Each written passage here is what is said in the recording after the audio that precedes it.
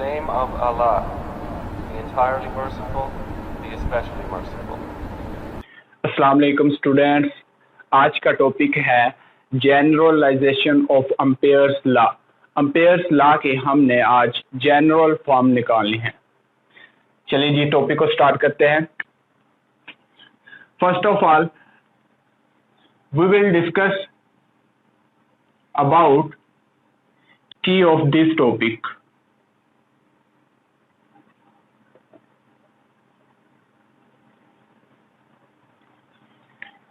First step हमारे पास आएगा Ampere's law, state of Ampere's law. Then second step में हमने क्या करना है, एक्सप्लेनेशन देनी है। एक्सप्लेनेशन में हमारे पास क्या आ जाएगा, फर्स्ट ऑफ ऑल हम ड्रा करेंगे डायग्राम, देन हम फिगर को एक्सप्लेन करेंगे थ्योरेटिकली, देन हम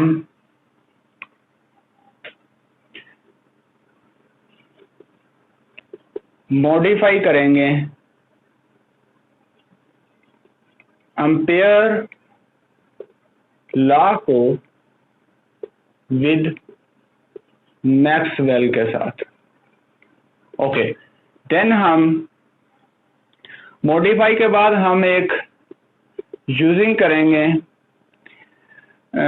using one formula of Maxwell, then हम निकालेंगे डिस्प्लेसमेंट, करंट, एंड लास्ट पर हमारे पास आ जाएगी general form of Ampere's law. Okay, अब हम टॉपिक को स्टार्ट करते हैं। फर्स्ट ऑफ ऑल जो हमारे पास स्टेप है, स्टेट ऑफ अम्पेयर्स लॉ। सबसे पहले हम अम्पेयर्स लॉ को समझेंगे। अगर हमें अम्पेयर्स लॉ समझ आ गया तो देन हम इसे बड़ी इजीली एक्सप्लेन कर सकते हैं। चलिए जी देखते हैं अम्पेयर्स लॉ हमारे पास क्या होता है।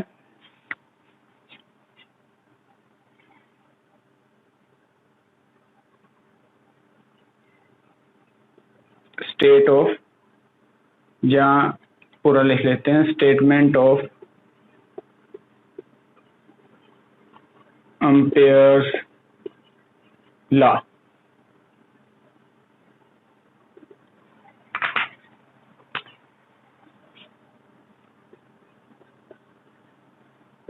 According to this law,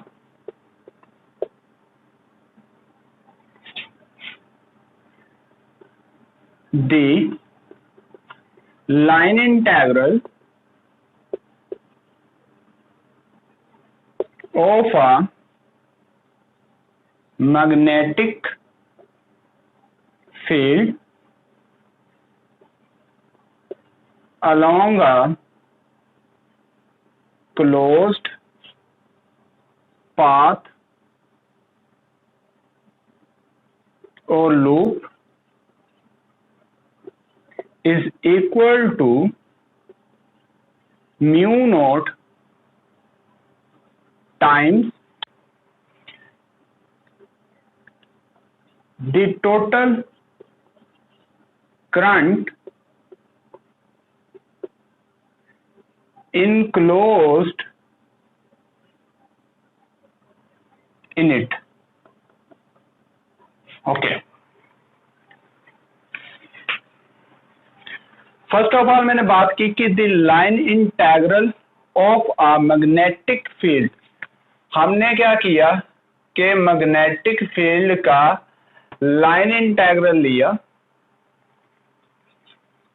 along a closed path, along a closed path is equal to mu naught time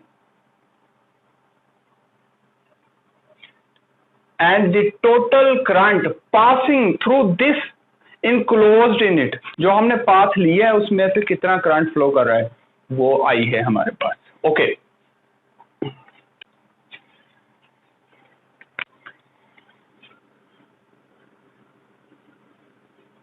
current flowing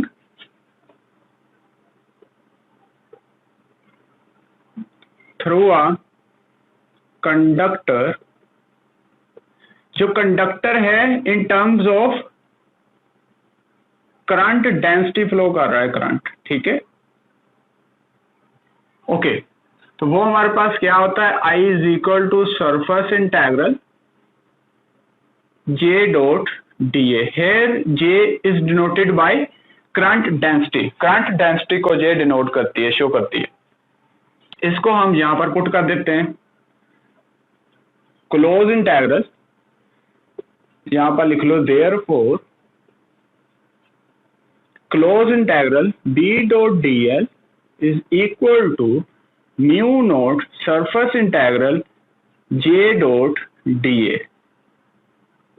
okay, हमें पता है कि magnetic field is equal to होती है permeability of magnetic field and magnetic intensity के।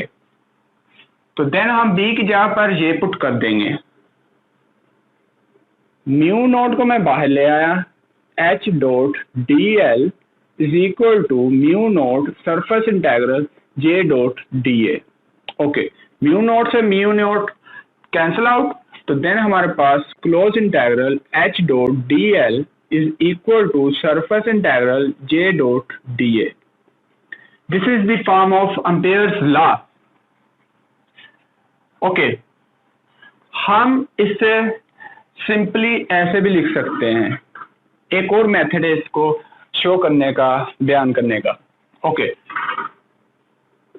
According to this law,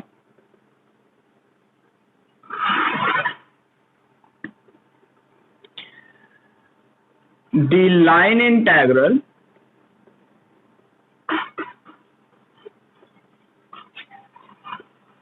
of a magnetic intensity is equal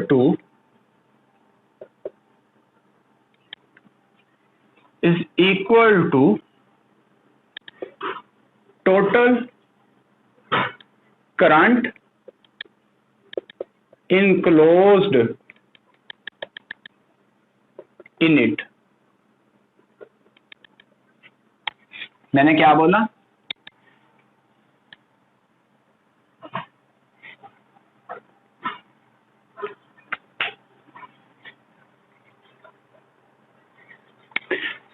magnetic intensity से आगे आना है along a closed path, then along a closed path is equal to the total current enclose in it. तो हमारे पास क्या आ गया, लाइन इंटेग्रल है जो क्लोज्ड है, magnetic intensity H dot D L is equal to है total current enclose in it, total current I के, और आई हम अभी ऊपर डिफाइन करके आए हैं कि जे बराबर होता है surface integral J dot D ए के बी। ओके, तो ये हमारे पास क्या है, एम्पियर्स लॉ की स्टेटमेंट है। ओके जी, आगे हम देखते हैं। फर्स्ट स्टेप जो है हमारा कंप्लीट हुआ। सेकंड स्टेप हम एक्सप्लेनेशन की तरफ अब बढ़ते हैं, देखते हैं कि एक्सप्लेनेशन में हमारे पास क्या आता है।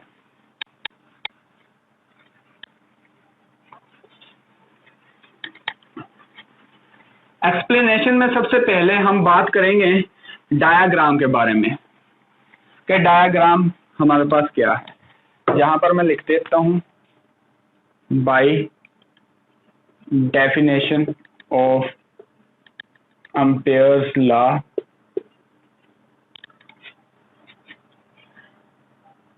closed integral h dot dl is equal to surface integral j dot dA। Okay जी, अब हम आगे, ये स्टेप कंप्लीट। अब हम एक्सप्लेनेशन की तरफ चलते हैं। जी,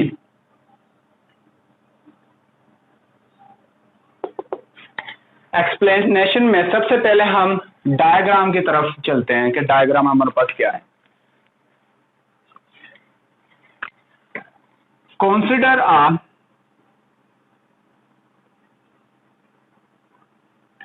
parallel plate capacitor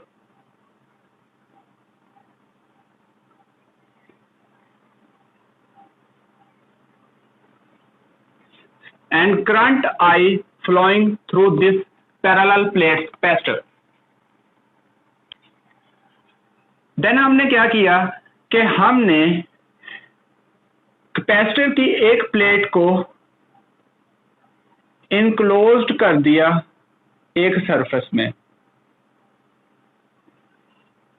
is like a cup. ये सरफेस जो है is like a cup. Okay, इस प्लेट को मैंने P1 का नाम दे दिया, इसको मैंने P2 का नाम दे दिया, और करंट I जो है इसमें से फ्लो कर रहा है। ओके, इस सरफेस को, ये जो मैं शेड करने लगा हूं, इस सरफेस को मैंने S1 का नाम दे दिया और इस सरफेस को मैंने S2 का नाम दे दिया। और जो दोनों सरफेसेस हैं, ये जो मैं बोल्ड करने लगा हूं, बोल्ड, यहां पर आकर दोनों क्या हो जाती है, ज्वाइन कर लेती है, मिल जाती है एक दूसरे के साथ। तो इसको मैं कहूंगा काउंटर। ओके जी,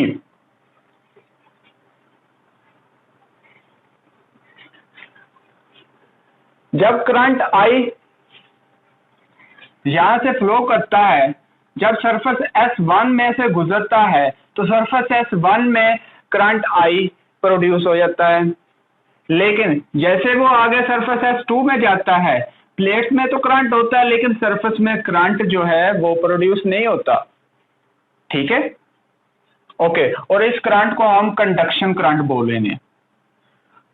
चलिए अब हम इसे फिगर को एक्सप्लेन करते हैं थियोरेटिकली। सबसे पहले हमने क्या किया, हमने कंसीडर किया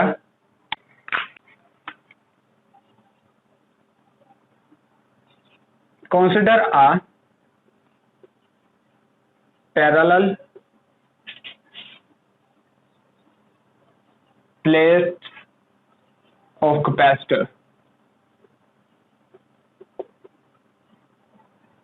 प्लेट्स कौन कौन सी हैं, P1 है एंड P2 है। उसके बाद being charged bye a constant current I। पहला काम हमने क्या किया कि हमने पैरेलल प्लेट कैपेसिटर लिया जो करंट, एक कांस्टेंट करंट के साथ चार्ज्ड है। ओके, सेकंड में हमने क्या किया कि one plate of capacitor, one plate P1 of capacitor is placed in a closed surface। एक प्लेट को मैंने क्या किया, सरफेस में क्लोज कर दिया।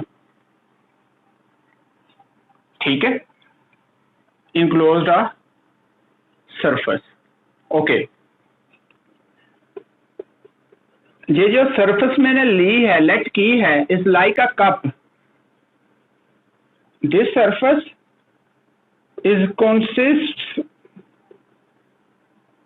of two parts,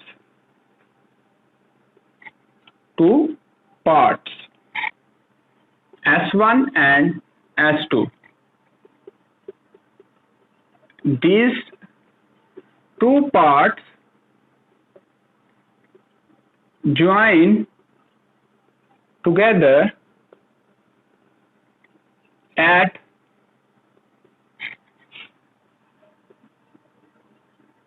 common contour C. ये दोनों जो है plate surface S1 and S2, ये दोनों ज्वाइन होती है काउंटर C पर आकर. ओके, चलिए हम अब आगे चलते हैं. इससे एक्सप्लेनेशन होगी जी. अब हम एक्सप्लेनेशन से थोड़ा सा आगे चलते हैं.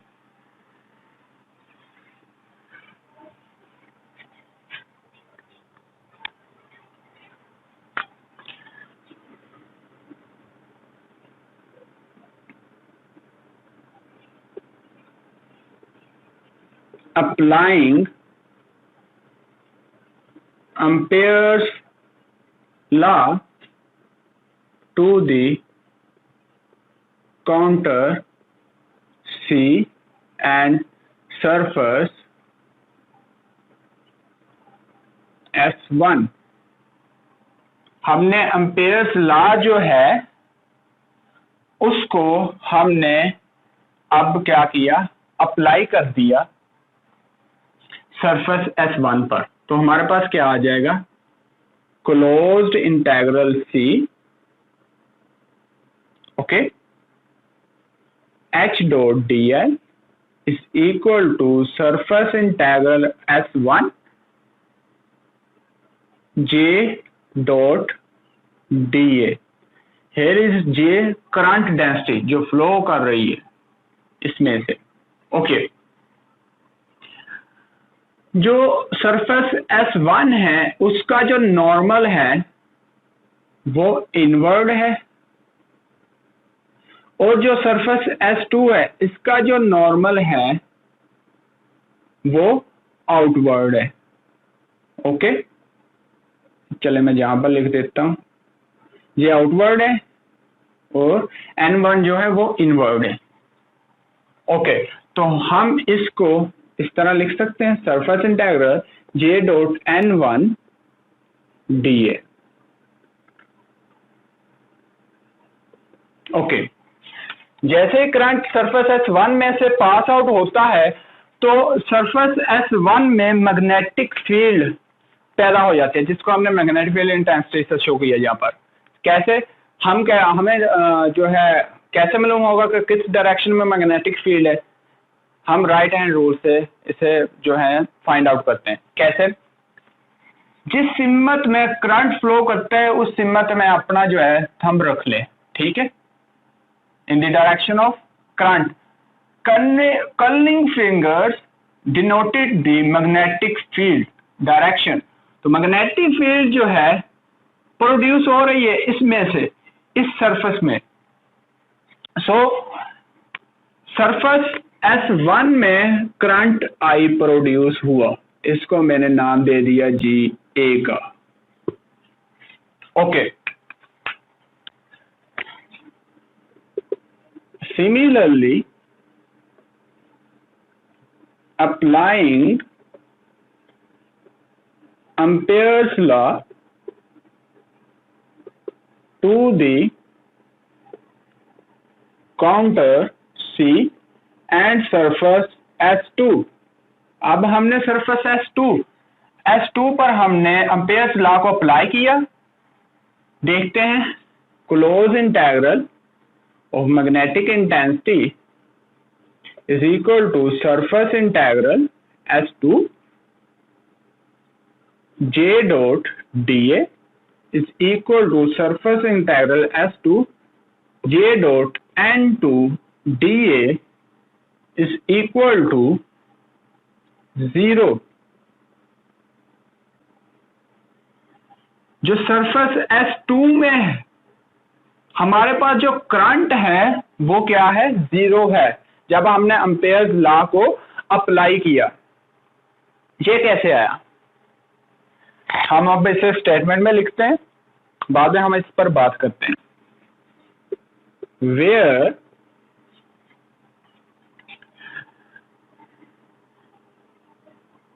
करंट I, जहां where no current I flowing through surface S2, क्योंकि जहां पर मैग्नेटिक फील्ड इंटेंसिटी जो है वो क्या है, 0 है। सॉरी, मैग्नेटिक फील्ड कह दिया, करंट डेंसिटी जो है वो 0 है। क्यों 0 है, तो इसी को हम कहते हैं देयर इज एन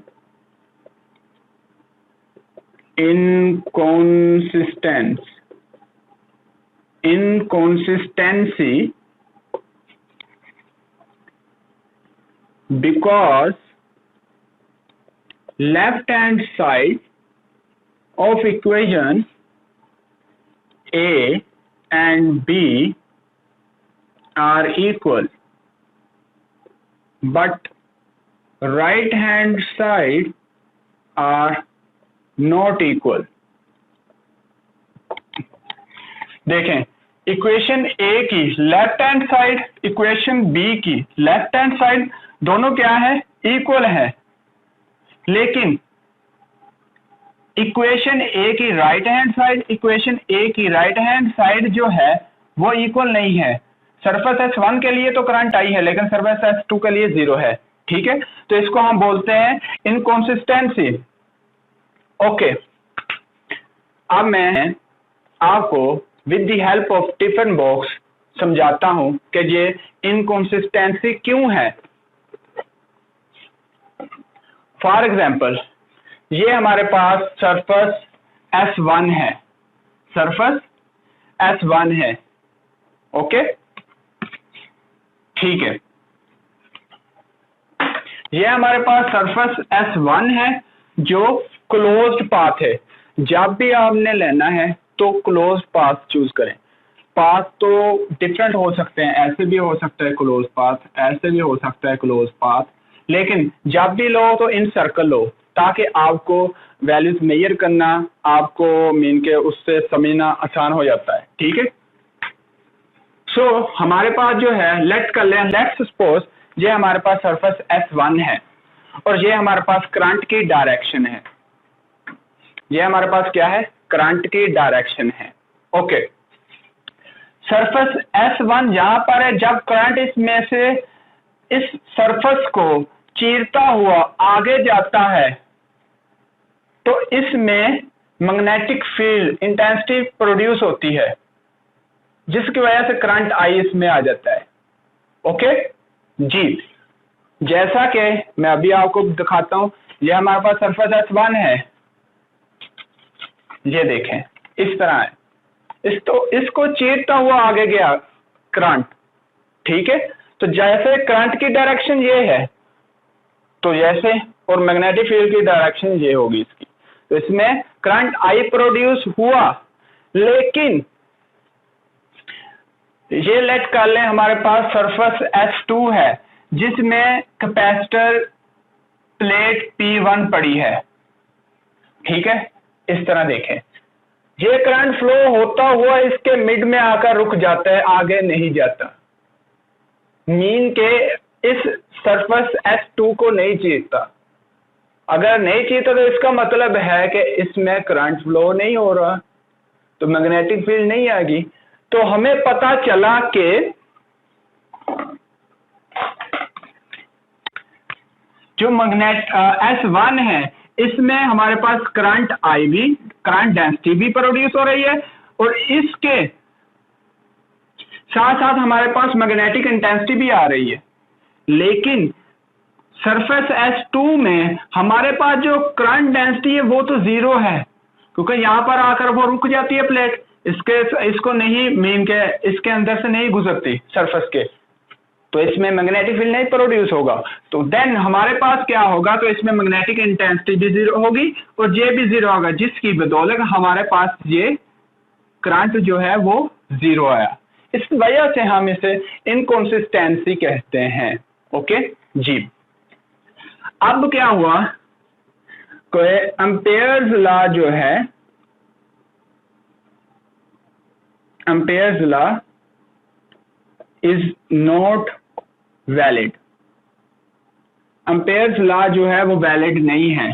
सो हमें यहां पर जरूरत है, it's necessary to modify the Ampere's law.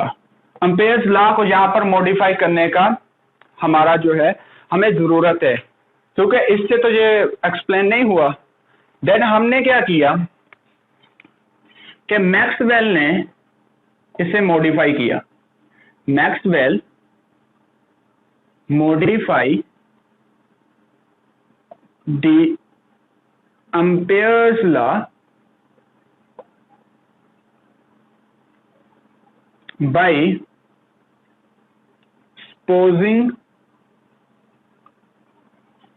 by supposing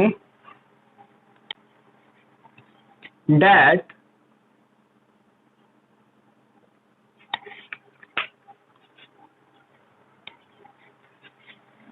जी अब मैं रेज करने लगा हूं। Okay, by supposing that we take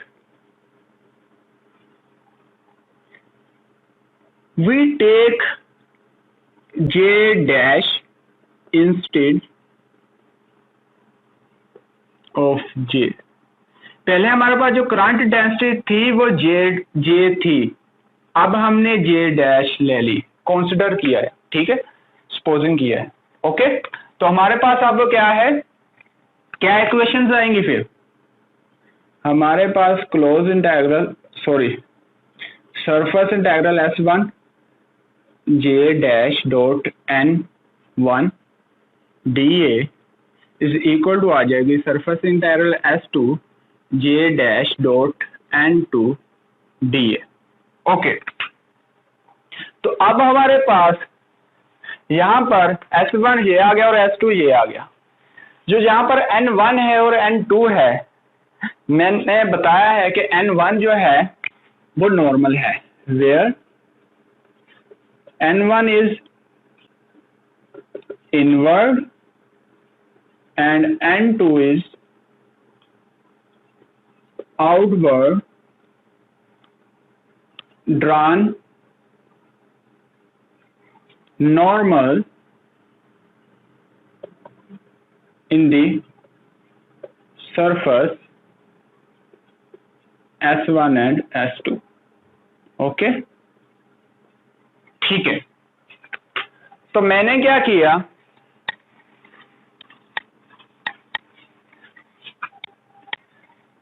S2 को मैं इधर से उठाकर इधर ले आया। यहां पर लिख लो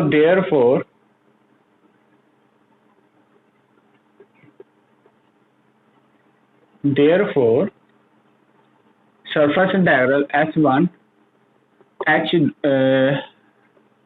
J dash dot N1 dA minus surface integral S2 J dash dot N2 dA is equal to 0। अब यहां से देखें कॉमन हमारे पास क्या आ रहा है, एक तो इंटेग्रल आ रहा है S1 प्लस S2, साथ में हमारे पास इसमें से J डैश भी कॉमन आ रहा है, और हमारे पास जो है अंदर बचा N1 माइनस N2 और dA को भी हमने कॉमन ले लिया। यहाँ पर जो नॉर्मल्स हैं, where N1 is equal to N2 is equal to N है, तो मैंने क्या किया, N2 को यहां से यहां लेकर आया, N1 minus N2 vector is equal to N लिख लिया। ओके, तो यहां पर मैंने n1 माइनस n2 की जगह पर पुट कर दिया n। तो मीन हमारे पास क्या आ गया, फाइनल जो एक्सप्रेशन आएगा वो कुछ यूं आ जाएगा, s1 plus s2 j dash dot n vector dA is equal to 0, which is again contradiction। जहां पर तो फिर वही जो हम पीछे छोड़कर आए, वही हालत बन गई। वैसे हम जानते हैं कि जो डाइवर्जन होता है, divergence del dot J dash is equal होता है 0 के, जानते हैं ना। तो हमारे पास हम इसे ऐसे भी लिख सकते हैं, divergence J dash is equal to 0।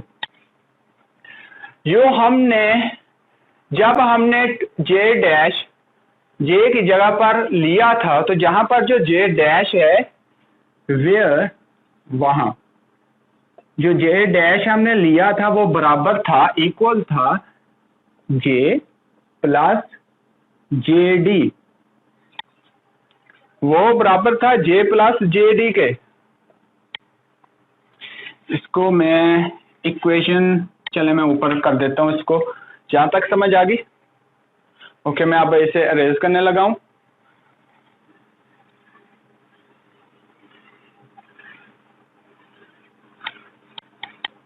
Okay, अब हमारे पास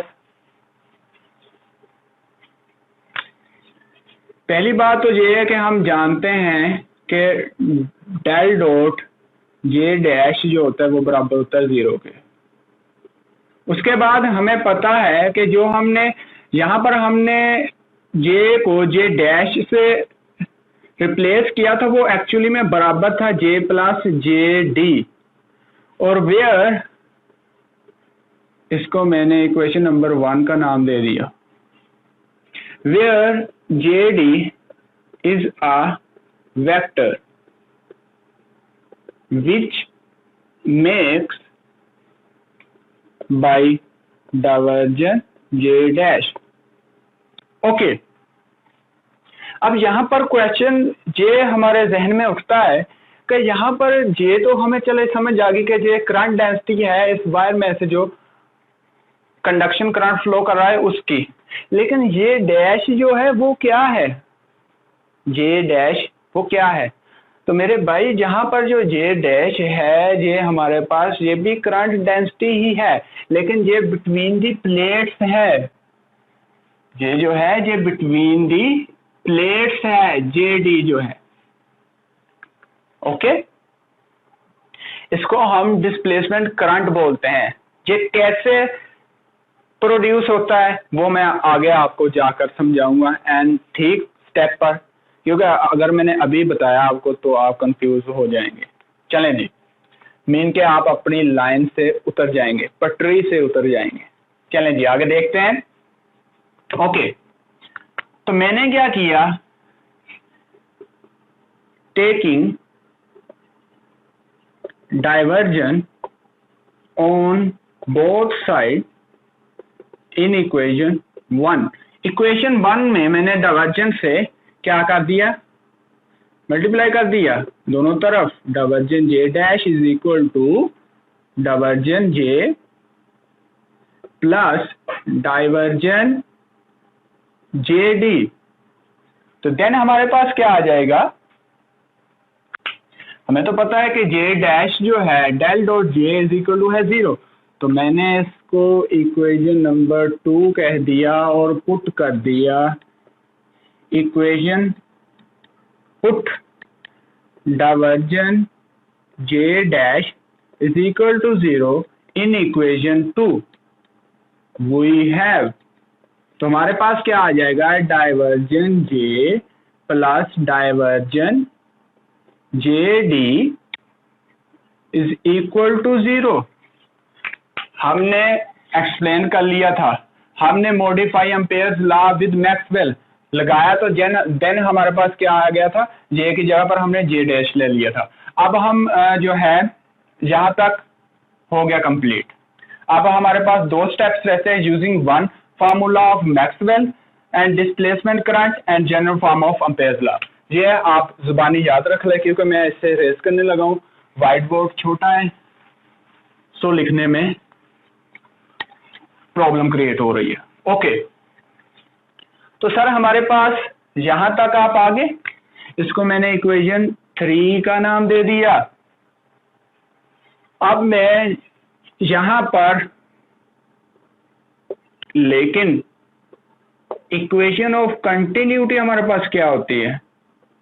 कंटिन्यूटी क्या है? इक्वेशन ऑफ कंटिन्यूटी वो हमारे पास बराबर होती है divergence J plus partial integral of charge density over with respect to time is equal to 0। इसको मैंने इक्वेशन 4 का नाम दे दिया। ओके, इससे नेक्स्ट स्टेप जो हमारा रहता था वो था यूजिंग मैक्सवेल इक्वेशन। अब मैं मैक्सवेल इक्वेशन को यूज करने वाला हूं। We know that divergence D, चलें डाइवर्जन का डी जो मैं छोटा डाल देता हूं, आप कंफ्यूज ना हो जाए, is equal to rho. Divergence D is equal to rho कैसे आया? यहां पर डी क्या है, यहां पर रो क्या है? हम पीछे हम पढ़ चुके हैं एक चैप्टर में कि ये हमारे पास कहां से आता है। एक्चुअली में ये हमारे पास गाउस लॉ से आता है। चले मैं थोड़ा सा आपको रिमेंबर करवा देता हूं जाते जाते। बाय डेफिनेशन में शुरू करता हूं। Electric flux passing through a closed surface is equal to 1 over epsilon naught times and charge enclosed in it। जो हमने closed surface ली थी, चले ये डालें, ठीक है, जो हमने closed surface ली थी उसमें से जो इलेक्ट्रिक फ्लक्स पास आउट कर रहा था विद रिस्पेक्ट टू टाइम, और उसमें कोई ना कोई चार्ज भी प्रोड्यूस होगा, तो वो इनक्लोज चार्ज जो था वो क्यू था।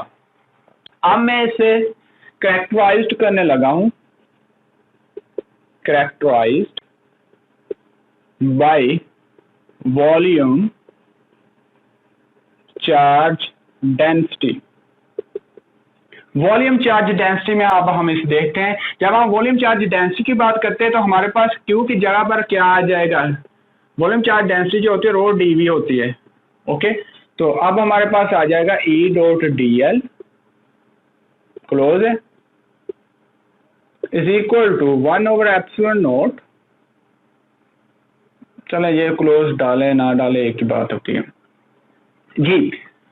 1 integral rho DV 1 over epsilon naught.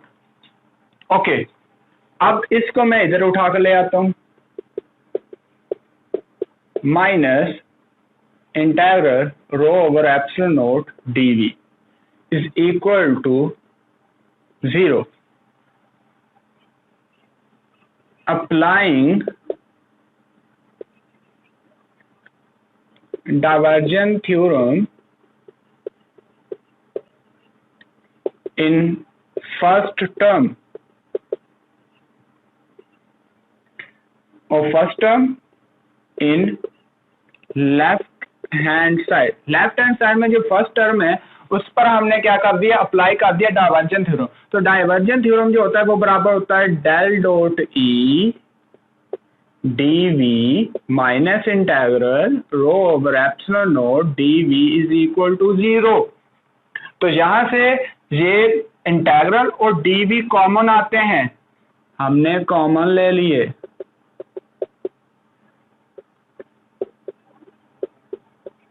Okay, ये उधर जाकर खत्म हो गए। हमारे पास just del dot E is equal to बचा rho over epsilon not.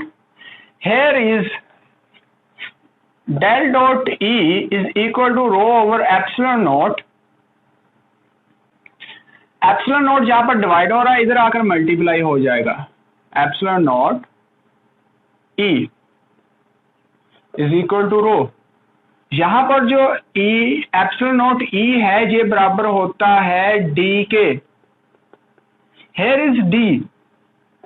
D is called displacement vector.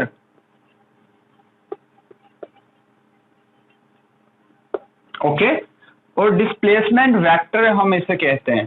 तो del dot D is equal to rho. जरा देखिएगा यही नहीं हमने यूज की अभी, और इसको हम मैक्सवेल इक्वेशन कहते हैं और ये इंडिपेंडेंट ऑफ टाइम होती है. ठीक है, तो इसको हम मैक्सवेल इक्वेशन कहते हैं. ओके तो अब देखें, अब समझ आई ये कहां से आई. अब फिगर में आए, जरा फिगर की तरफ आए. अब बात फिगर की आगे से दोबारा. जैसे ही कंडक्शन करंट यहां से पास आउट होता है, फ्लोइंग होता हुआ कैपेसिटर पर तक पहुंचता है, तो इस कैपेसिटर P1 से, कैपेसिटर प्लेट P1 से इलेक्ट्रिक फील्ड लाइंस निकलती हैं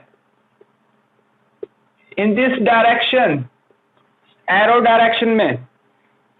जब इलेक्ट्रिक फील्ड लाइंस इधर से इस कैपेसिटर प्लेट P2 तक आती है, तो इलेक्ट्रिक फील्ड लाइंस की वजह से सरफेस का फ्लक्स चेंज होता है.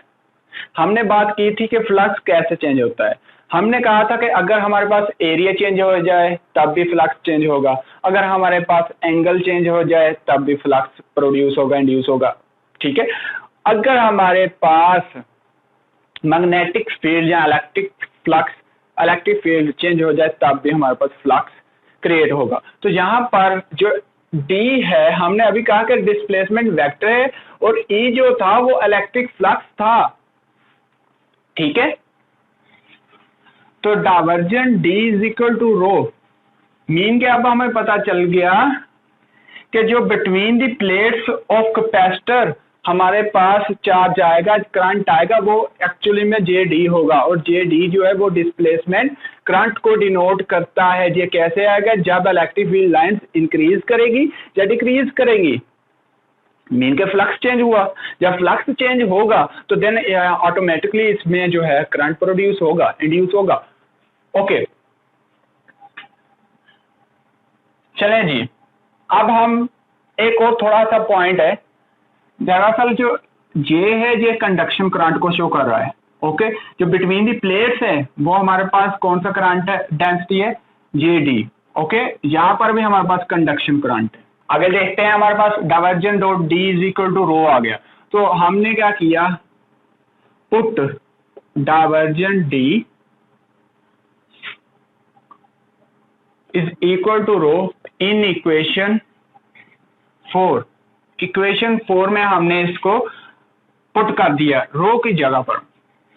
तो हमारे पास क्या आ जाएगा, divergent J plus partial divergent D over partial T is equal to 0. Here where divergent is not dependent of time. So divergent जो है वो डिपेंड नहीं करता टाइम पर. सो हमने क्या किया कि डाइवर्जेंट को हम कॉमन ले लेंगे. तो divergent J plus divergent partial D over partial T is equal to 0.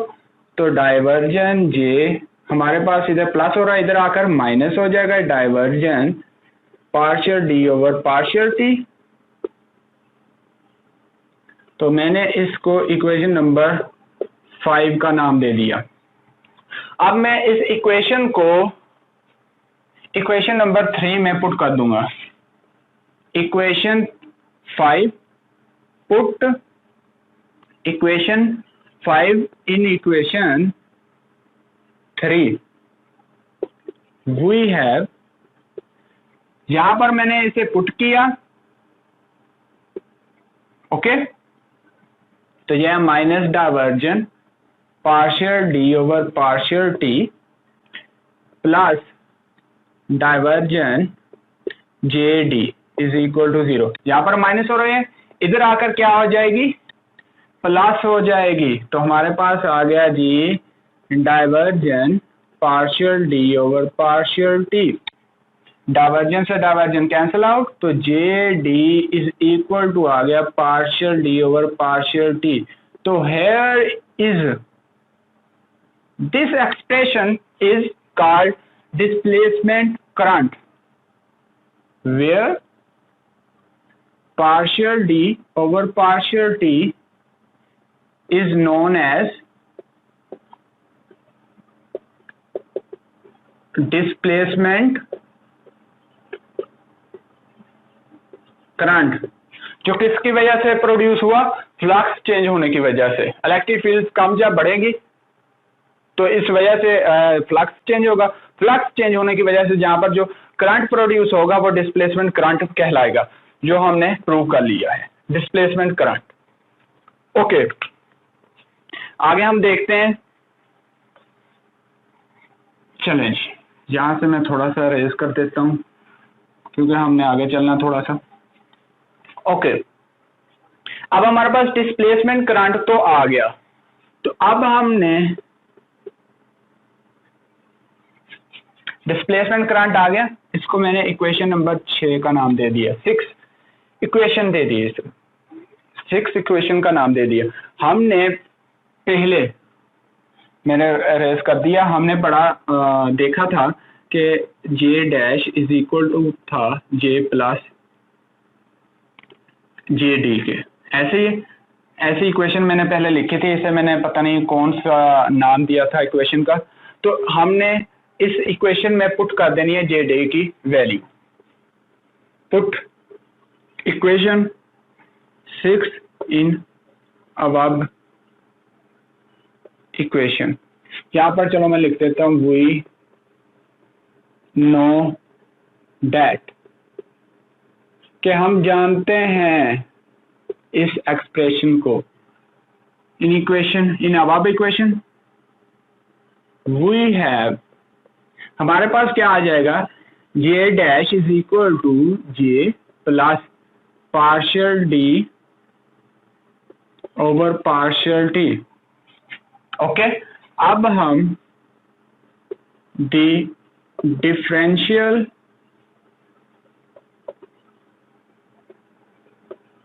Form of Ampere's law is curl of H is equal to होती है जे। हमने तो एम्पेयर्स लॉ को मॉडिफाई किया था in the form of Maxwell, तो then हम यहां पर क्या लिखेंगे, हमने यहां पर लिख देना है मॉडिफाई बाय मैक्सवेल। तो curl of H is equal to आ जाएगा जे डैश। ओके, इसको मैं इक्वेशन नंबर 7 का नाम दे देता हूं। ओके जी,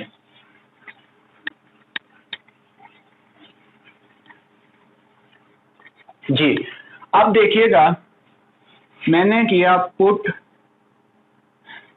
यहां पर मैंने फिर अरेज कर दिया, हमारे पास जो इक्वेशन नंबर 6 थी, मैं यहां पर अगेन लिख देता हूं,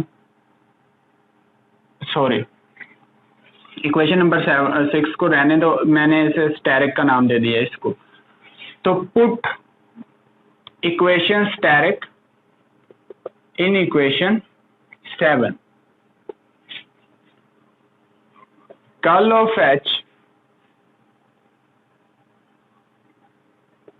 is equal to J plus partial D over partial T. This is the generalization